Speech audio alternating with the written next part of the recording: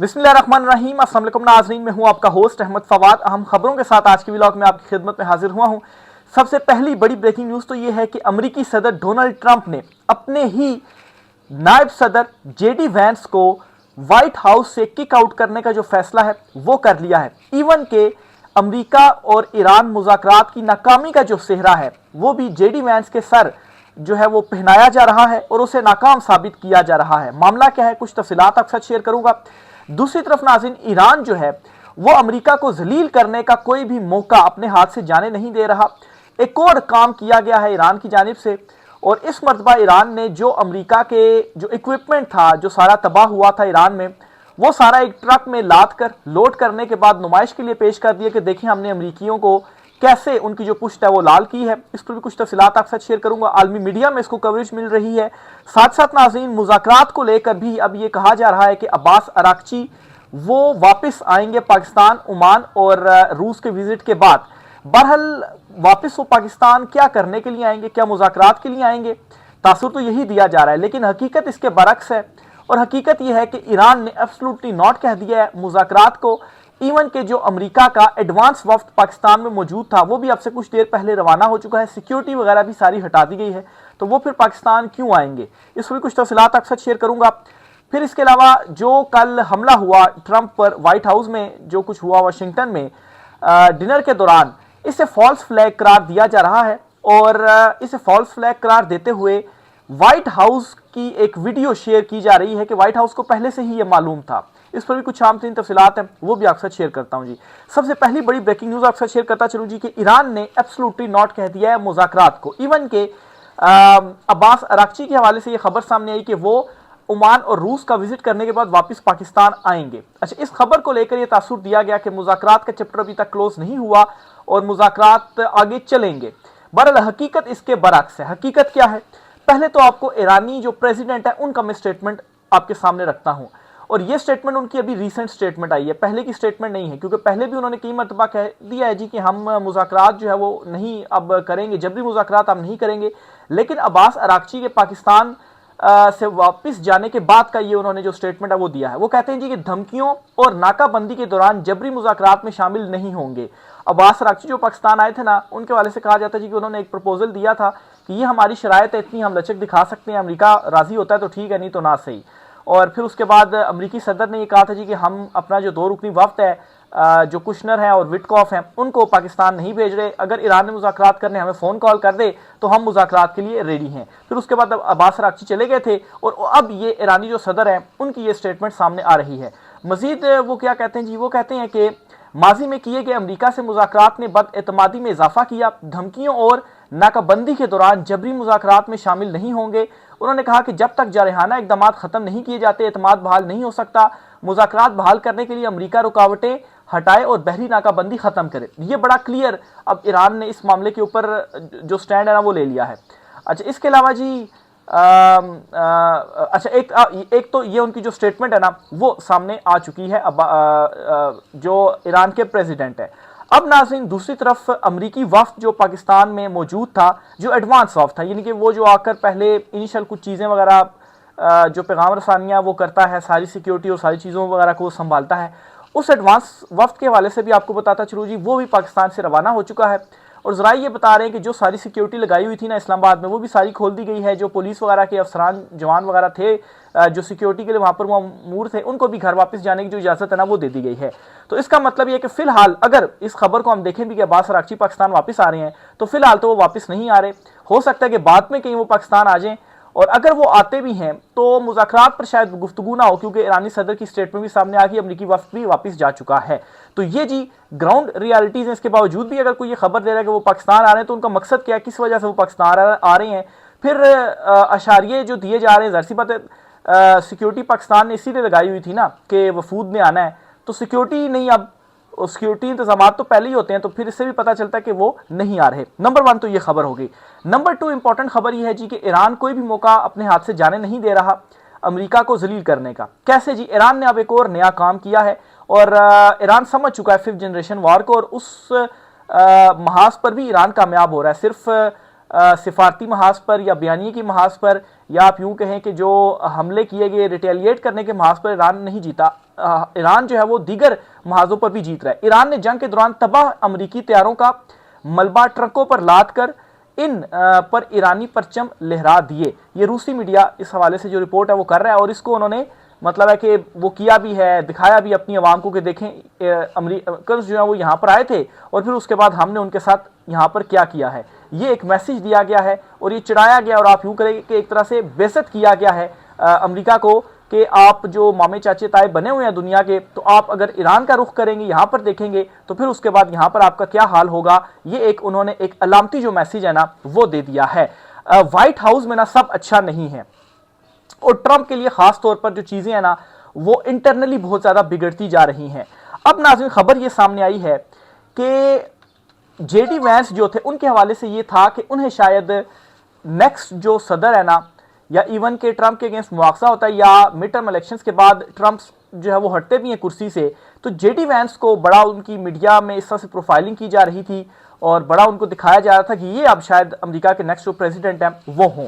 लेकिन नाज़रीन हो क्या रहा है कि ट्रंप के जो करीबी हल्के हैं जिनकी बात सुनते हैं ट्रंप, वो जेडी वैंस के अगेंस्ट उनको ना सिर्फ भड़का रहे हैं बल्कि इससे ये भी वो साबित कर रहे हैं कि वाकई व्हाइट हाउस के अंदर जो ट्रंप की जमात है रिपब्लिकन, उनके अंदर बड़े जो धड़े हैं ना वो इस वक्त बन चुके हैं। एक धड़ा बन चुका है मार्को रूबियो के हवाले से और एक धड़ा बन चुका हुआ है जेडी वैंस के हवाले से, और जो धड़ा मार्को रूबियो को सपोर्ट कर रहा है वो ज्यादा स्ट्रांग है, क्योंकि जेडी वैंस ये जो मुज़ाकरात नाकाम हुए हैं ना, इसमें उनकी नाकामी का भी जो तासुर है ना वो दिया गया, उनको भी नाकाम साबित किया गया कि देखिए ये नाकाम हुए, ये गए थे मुज़ाकरात के लिए, उनकी भी नेगेटिव जो एक इमेज बिल्डिंग है ना वो हुई है। इवन के मार्को रूबियो के हवाले से ये नहीं बताया जा रहा कि वो कितने गैर पॉपुलर हुए हैं, लेकिन जेडी वैंस के हवाले से ये बताया जा रहा है कि माजी में जितने भी नायब सदर अमेरिका में रहे हैं उन सब में से अगर किसी की जो मकबूलियत है वो गिरी है तो सबसे ज्यादा जेडी वैंस की गिरी है, सबसे ज्यादा मनफी में जो उसके पॉइंट्स है ना वो गए हैं। अच्छा, अब यहाँ पर क्या हो रहा है जी, ये रिपोर्ट जो है वो अमेरिकी मीडिया की जानिब से किया गया है।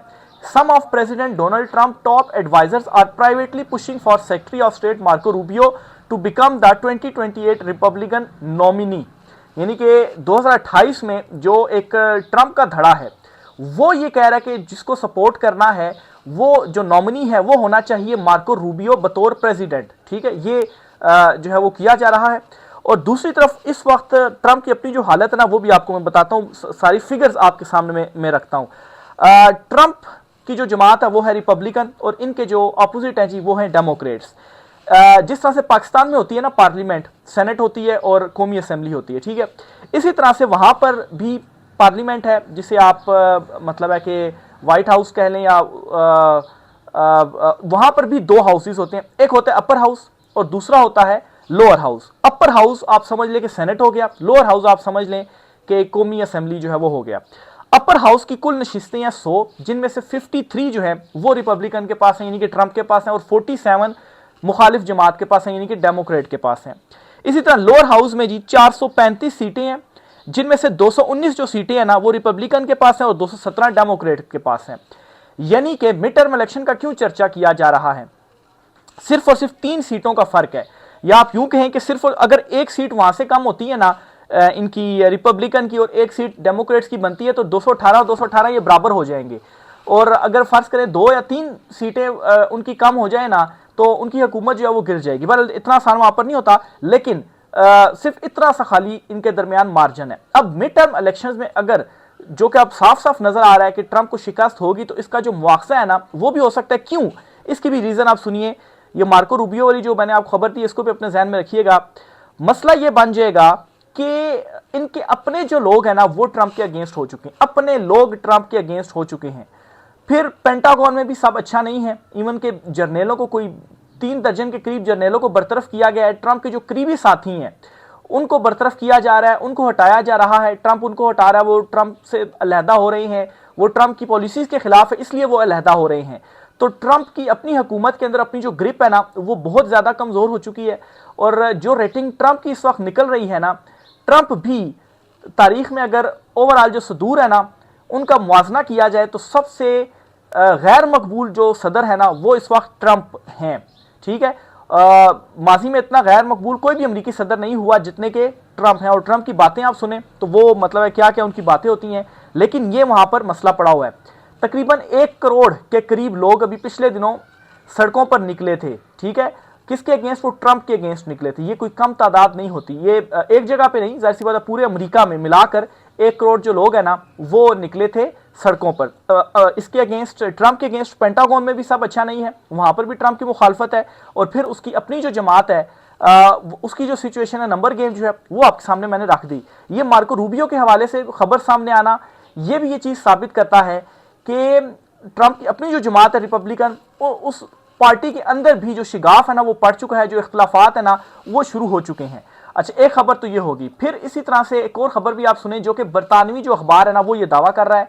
क्या कहता है? ये बरतानिया का अखबार है फाइनेंशियल टाइम्स, उसकी ये रिपोर्ट है जी। वो कहता है जी कि रूबियो सदारती उम्मीदवार बनने की ख्वाहिश और मुज़ाकरात की नाकामी के डर से ईरान बहरान में गायब हैं। अच्छा, अब पहले मैंने आपको रूबियो के हवाले से खबर दी, अब इस खबर को आप देखें, इस रिपोर्ट को आप देखें। जो भी ईरान और अमेरिका के दरमियान मुज़ाकरात हुए, इस सारे मंजरनामे से जो है वो मार्को रूबियो बिल्कुल गायब थे। अगर किसी की नेगेटिव जो तासुर गया है ना वो किसका गया? ट्रंप का तो गया ही गया है ना, उसके बाद गया जेडी वैंस का, ठीक है। इससे उनकी रेटिंग भी गिरी है। और मार्को रूबियो बिल्कुल गायब थे। वो आखिर भाई क्यों गायब थे? वो इसीलिए गायब थे कि सदारती उम्मीदवार बनने की उनकी ख्वाहिश है और वो नहीं चाहते कि वो किसी ऐसी चीज़ का हिस्सा बन जाएं कि उनकी नेगेटिव रेटिंग हो और फिर उसके बाद मुज़ाकरात, उनको मालूम ही था कि नाकामी होनी ही होनी है। जिस तरह से ट्रंप मुज़ाकरात कर रहे हैं तो नाकामी ही होनी है ना, तो वो इस वजह से इस सारे ये जो मंजर था ना इसमें बिल्कुल भी वो सामने नहीं आए। मजीद ये अखबार क्या लिखता है जी? बरतानवी अखबार फाइनेंशियल टाइम्स की एक रिपोर्ट में इंकशाफ किया गया है कि अमरीकी वज़ीर ख़ारजा मार्को रूबियो, जो कौमी सलामती के मुशीर भी हैं, अहम आलमी मामलात खसूसन ईरान जंग से पैदा होने वाले बहरान में गैर मामूली तौर पर पस मंजर में नजर आ रही है, यानी कि फ्रंट पे बिल्कुल भी नहीं है। रिपोर्ट में कहा गया कि अमेरिकी सदर डोनाल्ड ट्रंप से मुज़ाकरात के दूसरे दौर के लिए अपने दामाद जैरेड कुशनर और खुसूसी एलची जो स्टीव विटकॉफ हैं इनको पाकिस्तान भेज रहे हैं, लेकिन खैर अब ये नहीं भेज रहे। जबकि नायब सदर जेडी वैंस भी गुज़श्ता दिनों इस्लामाबाद में बातचीत की क़यादत करते रहे, ताहम इस तमाम अमल में मार्को रूबियो की अदम मौजूदगी नुमाया रही। अच्छा, ये चूंकि जो रिपोर्ट है ना वो कल की रिपोर्ट है तो इस वजह से लिखा गया भेज रहे हैं, तो कल तक तो भेज रहे थे, फिर बाद में ये स्टेटमेंट आई कि नहीं भेज रहे। माहिरीन के मुताबिक रूबियो जानबूझकर ईरान जैसे पेचीदा और गैर मकबूल मामले से फासला रख रहे हैं ताकि मुमकिना नाकामी का बोझ उन पर ना आए, खासतौर पर ऐसे वक्त में जब वो मुस्तकबिल में सदारती उम्मीदवार बनने की ख्वाहिश रखते हैं। रिपोर्ट में यह भी कहा गया है कि अगरचा रूबियो को ट्रंप की इंतजामिया में वफादार साथी समझा जाता है, लेकिन अहम खारजा पॉलिसी फैसलों में उनका किरदार महदूद दिखाई देता है। उनका ज्यादा फोकस लातीनी अमेरिका पर रहा है, जबकि ईरान जैसे बड़े बहरान में दीगर शख्सियात को आगे रखा जा रहा है। हेनरी किसिंजर के बाद रूबियो वाहिद शख्सियत हैं जो बेक वक्त 2 अहम ओहदों पर फायज हैं। ताहम तजियाकारों के मुताबिक इनके इख्तियारात और असर रसूख इस तारीखी मिसाल के मुकाबले में कम दिखाई देते हैं। भाई इतना ज़्यादा उनके पास अगर इख्तियारात हैं तो वो गायब क्यों हैं? दूसरी जानिब व्हाइट हाउस के अंदर फिर जो डिटेल्स वगैरह चल रही हैं वो आपके साथ शेयर किया जी कि इंटरनल जो सोर्सेज हैं वो क्या कहते हैं जी कि ट्रंप को ये कहा जा रहा है कि वैंस को परे परे करो और जो रूबियो है ना उसके ऊपर हम इन्हिसार कर सकते हैं। तो ये जी 2 आलमी मीडिया की, एक अमेरिकी मीडिया की और एक बरतानवी मीडिया की जो रिपोर्ट्स है ना ये आपके सामने मैंने इस हवाले से रखी हैं। अच्छा, आखिर में जी आपको बताता चलूं कि जो मामला है ट्रंप के ऊपर हमले का, कल वो जो फायरिंग वगैरह हुई डिनर के दौरान, अच्छा इसको ना बहुत सारे जो लोग हैं ना वो अज्यूम कर रहे हैं कि ये फॉल्स फ्लैग है। बहुत सारी इसके हक में दलीलें भी जो है वो दी जा रही हैं। बहरहाल तहकीकात हो रही हैं, चीज़ें सामने आएंगी तो वो रिपोर्ट्स होंगी जो भी है। एक स्टेटमेंट बड़ी वायरल हो रही है व्हाइट हाउस की, और कहा जाए कि व्हाइट हाउस को तो पहले से ही मालूम था कि ये होना है, वो फॉल्स फ्लैग के हक में ये बताया जा रहा है। बेसिकली ये वीडियो क्या थी इसकी डिटेल आपके साथ में शेयर करता हूँ जी।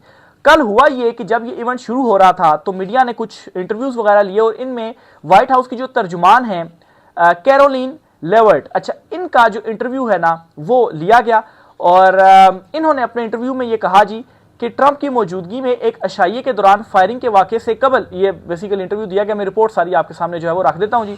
अच्छा, इस रिपोर्ट में ये कहा गया है कि कुछ जो फायरिंग है ना वो होगी। आज का जो इवेंट है ना, इस इवेंट में जो फायरिंग है ना वो होगी। लाइट चली गई या मैं अपने सामने जो कंप्यूटर था वो ऑन था मेरे, तो लाइट जाने की वजह से कंप्यूटर भी ऑफ हो गया, तो इसके लिए माजरत खा। बहरहाल ये आखिरी खबर थी जो मैंने आपसे शेयर करनी थी।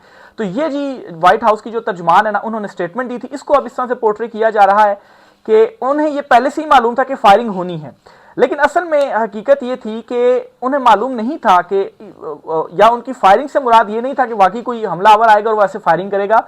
बुनियादी तौर पर वो ट्रंप की लफाजी फायरिंग की जो बात है ना वो कर रही थी, क्योंकि ट्रंप हमेशा ही जब भी बोलते हैं तो एक तरह से फायरिंग ही करते हैं। उनके अल्फाज फायरिंग के ही मुतरादिफ आप ले सकते हैं जिस तरह की वो गुफ्तगू करते हैं। और अच्छा खैर यहाँ पर वो शायद इस बात का भी वो एक दे रही है तासुर कि ट्रंप 1 मिनट में कुछ बात करते हैं, दूसरे मिनट में कुछ बात करते हैं और ये फायरिंग ही होती है। और खासतौर पर मीडिया से जब भी ट्रंप अट्रैक्ट करते हैं ना तो मीडिया की भी बड़ी बेइज्जती सी वो कर देते हैं। कोई भी जो सवाल अगर उनको सख्त लगे ना तो मीडिया की भी वो बेइज्जती कर देते हैं। तो इस सवाल को इस तनाजुर में लिया जा रहा है, वीडियो को भी इस तनाजुर में लिया जा रहा है, लेकिन असल में जो उसकी हकीकत है वो आपके सामने मैंने रख दी है। ये आज कुछ आम तीन तफसीलात थी। राय का सर कमेंट बॉक्स में कीजिएगा। आज की व्लॉग से इतना ही, इजाजत दीजिए, अल्लाह हाफिज़।